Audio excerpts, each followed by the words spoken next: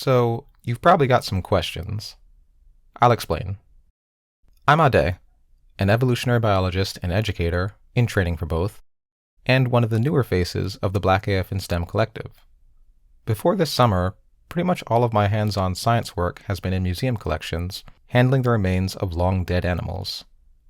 If you want to hear me talk about some of these creatures of the ancient past, you can check out my channel, Adasaur, but you're currently watching because you saw a bird on my head that was very much alive, so stay here for now and let's talk about that. In the spring of 2022, I was offered the opportunity to do some field work in Maine with the Seabird Institute, a conservation project run by the National Audubon Society. The whole trip was a little over 2 weeks spanning the back half of June, with the majority of my time spent on an offshore island with the local seabird breeding colonies. Before heading there, I got to spend a few days at the Institute's base of operations, the Todd Wildlife Sanctuary in Bremen. This seaside area is open to the public, and I definitely recommend visiting if you're ever in the region. Just make sure you time your trip accordingly. It ended up raining pretty heavily during my first few days in Maine, which delayed my trip out to the Seabird Islands. But it gave me an opportunity to learn more about the work I was there for.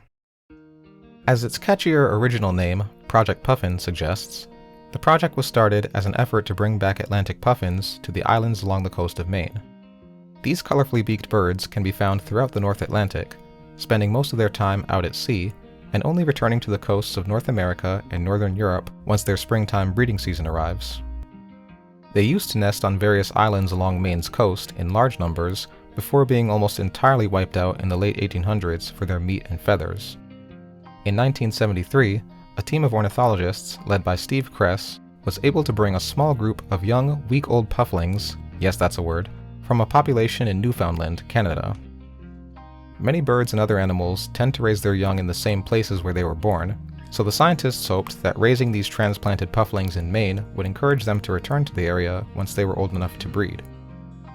It took a few years and some enticement, using decoys and playing puffing calls over a loudspeaker, but some of the birds did eventually come back and successfully raise young, and since 1981, the Gulf of Maine's Atlantic puffin population has grown to over 1,300 breeding pairs across 3 of the 7 islands that the program monitors. Encouraged by the success they were having with the puffins, National Audubon used those techniques to expand the program to include other local seabird species facing similar conservation challenges, including, but not limited to, common murres, razorbills, storm petrels, black guillemots, and most relevant to our story, terns. There's a few different species of terns around these parts. Arctic terns, the smallest and locally rarest of the 3, prefer to nest on Matinicus Rock, Seal Island, and Eastern Egg Rock as the southernmost region of their breeding range. The endangered roseate tern has most of its main dwelling population based on Eastern Egg Rock, and the aptly named common tern, the overall largest of the 3 species, nests on all 7 islands, including a tiny 5-acre patch of land roughly 5 miles off the coast of Portland called Outer Green Island. And that's where I was headed.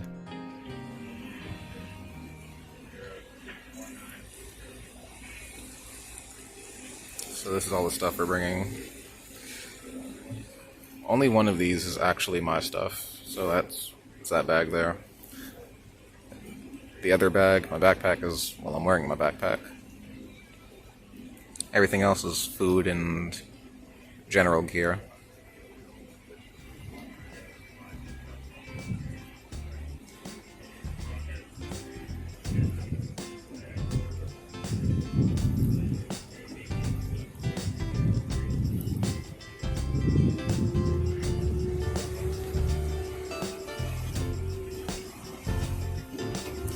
And off we go.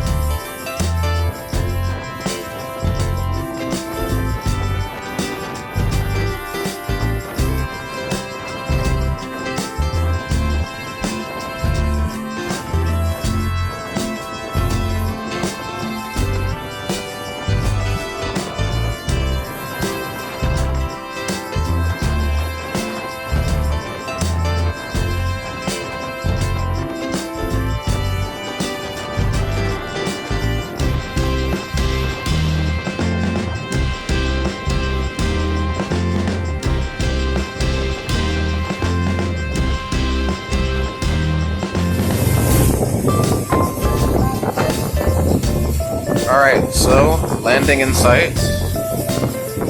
We're headed out there. That is Outer Green, or OGI, Outer Green Islands as they call it. And that's where I'll be spending the next 12-ish days. So we will see what happens. I'll see you there.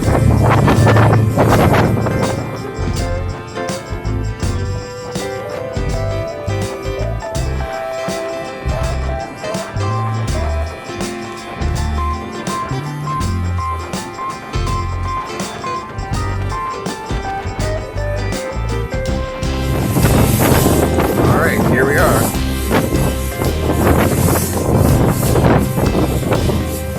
Outer Green Islands. There's one of our smutty birds. There's the colony. See all the birds flying out there?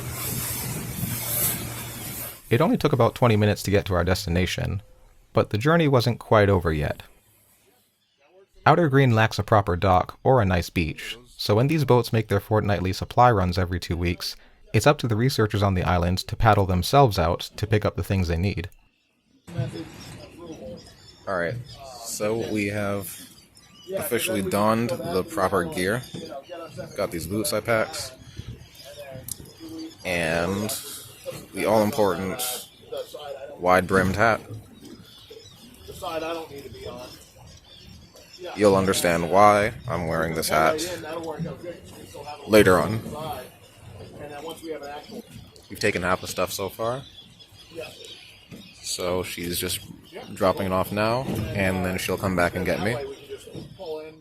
It's an all-hands-on-deck situation, so I didn't record much of the actual process. But I did have some time to size up the locals, and very quickly realize exactly what I'd signed up for. So here we are on islands. This is kind of the gauntlet you have to run.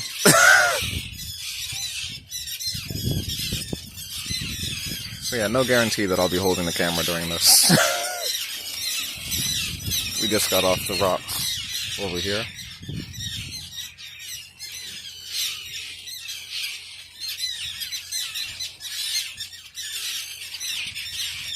Someone just pooped. In front of me, but not on me. Most terns are ground nesters and lay their eggs on exposed rocks or on the edge of nearby shrubbery.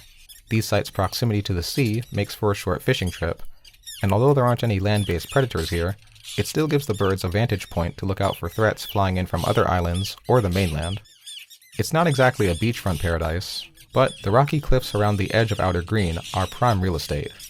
That said, younger terns don't always get the memo.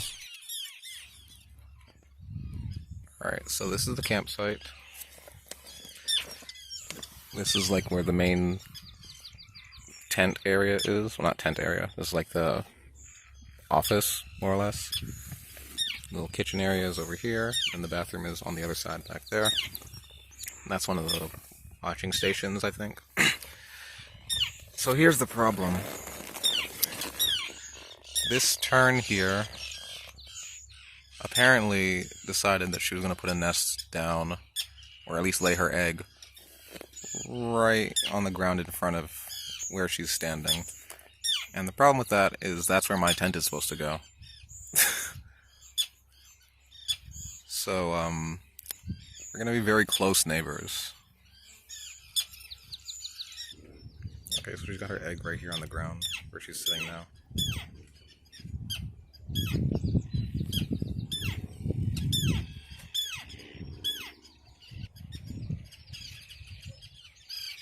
Okay.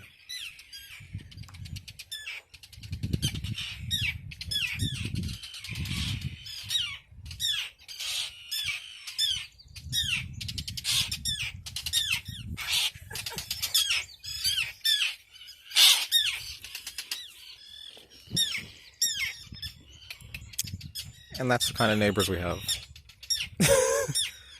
The best part is that we still had a full day of this ahead of us. This will be fun.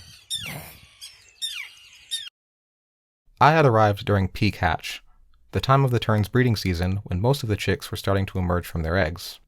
My new field partners, Juliana and Abigail, had already spent the past few days counting individual nests across the island, with each of the nearly 2,000 clutches typically having anywhere from 1 to 3 eggs. Now that they were hatching, it was time to band and mark every new floofy ball of cookie dough in the 10 different study plots, all while angry parents showed their clear displeasure. Very much a trial by fire orientation.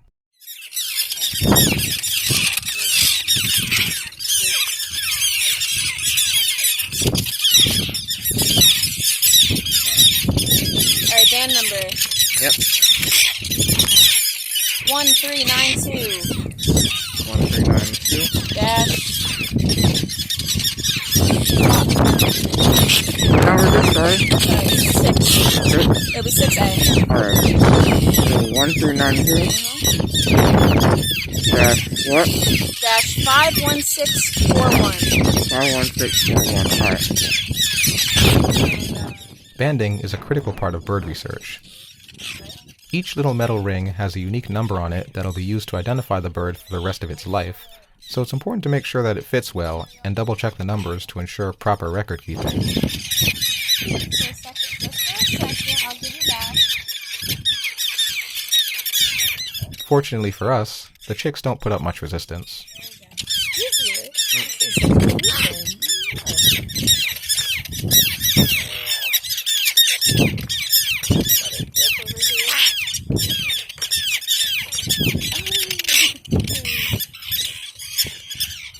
Let me go. Yep, thanks. Oh, Bigfoot. There we go.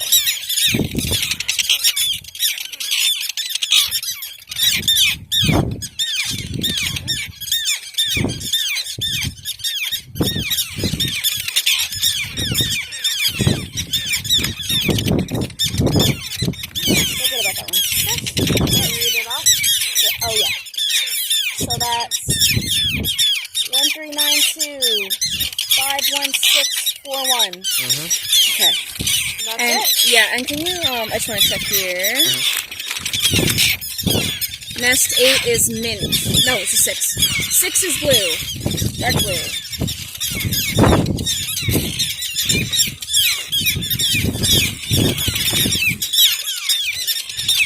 It's hard.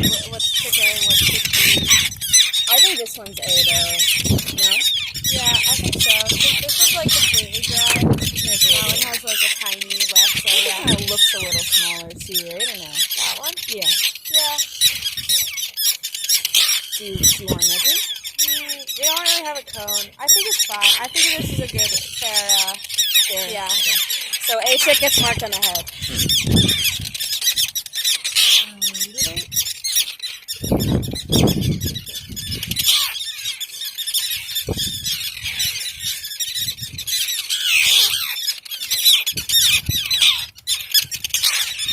Okay. Sounds good? Yeah. Once we'd made sure that everyone we'd be monitoring was ID'd and accounted for, it was time to move on and do the same thing at all the other sites for the rest of the day.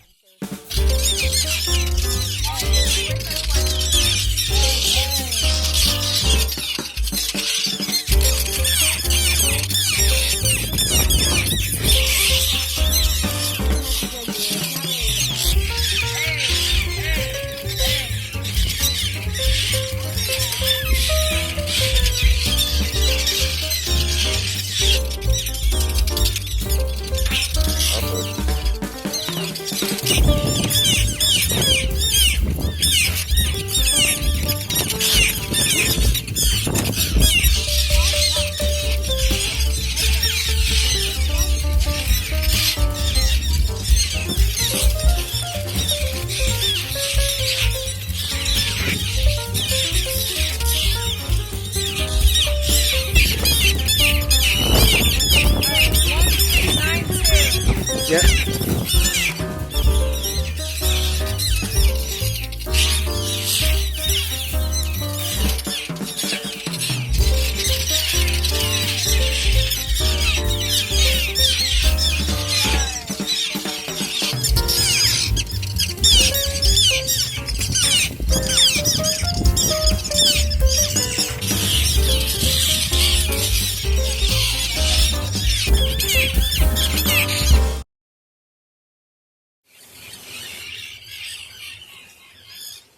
After a nearly 10-hour workday, we eventually made it back to camp. But we weren't quite done dealing with terns.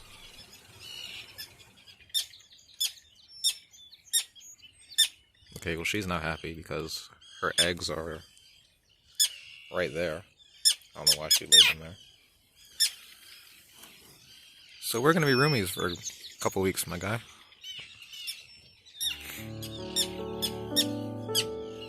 This actually didn't come to pass.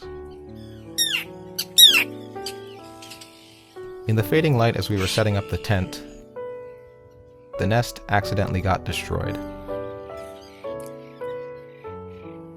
Ultimately, this was better for both us and the Tern parents, since it was unlikely that they'd actually be able to successfully raise young so close to human habitation. But still, not a great way to end the day.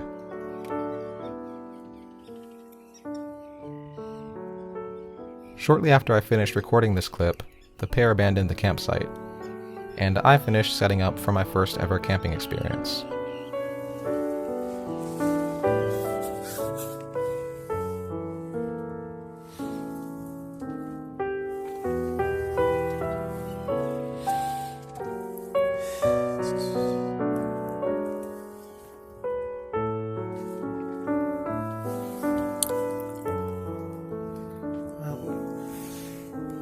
So ends day one.